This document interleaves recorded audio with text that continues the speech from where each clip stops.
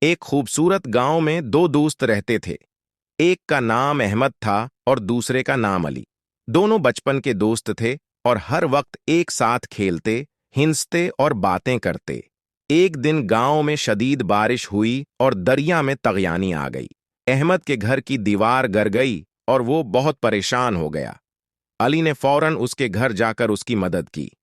علی نے احمد کے گھر کو دوبارہ بنانے میں اس کی ہر ممکن مدد کی۔ وہ دن رات محنت کرتا رہا تاکہ احمد کا گھر جلدی سے ٹھیک ہو سکے۔ اس دوران احمد نے علی کی محبت اور دوستی کی قدر کی۔ چند ہفتے بعد علی بیمار ہو گیا اور اس کے پاس علاج کے لیے پیسے نہیں تھے۔ احمد نے اپنے پیسے جمع کر کے علی کا علاج کروایا۔ علی نے احمد کا شکریہ ادا کیا اور کہا کہ دوست وہ ہے جو مشکل وقت میں کام آئے۔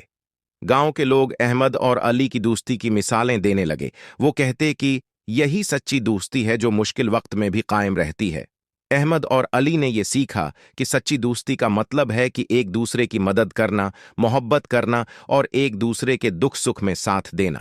اخلاقی سبق: یہ کہانی ہمیں سچی دوستی کی اہمیت اور اس کی قدر کرنے کا سبق دیتی ہے۔ سچے دوست ہمیشہ ایک دوسرے کے ساتھ رہتے ہیں اور ہر مشکل وقت میں ایک دوسرے کی مدد کرتے ہیں۔